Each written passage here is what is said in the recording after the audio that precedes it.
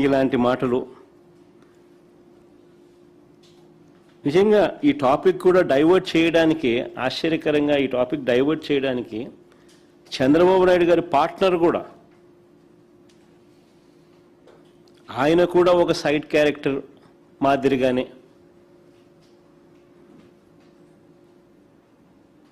వీళ్ళతో తాను తందానా అంటూ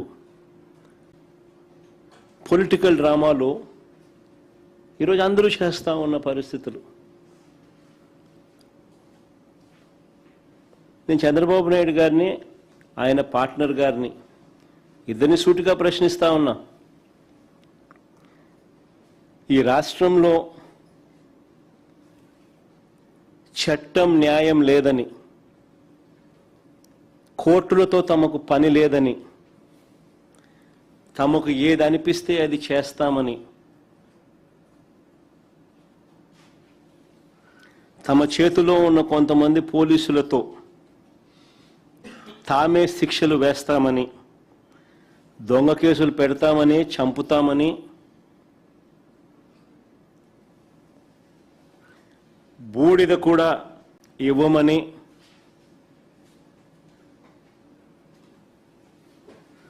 అధికారిక ప్రకటన చేయగలరా? చంద్రబాబు నాయుడు అడుగుతా ఉన్నా, ఆయన పార్టీలను అడుగుతా ఉన్నా. అధికారికంగా ఇవన్నీ మేము చేయగలమని చెప్పి మీరు అధికారికంగా ప్రకటన చేయగలరా?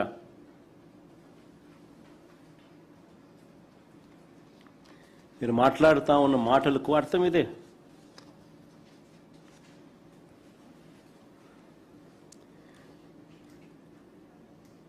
కవరప్లో భాగంగా సాయి కృష్ణ మొదట రౌడీ షీటర్ అన్నారు.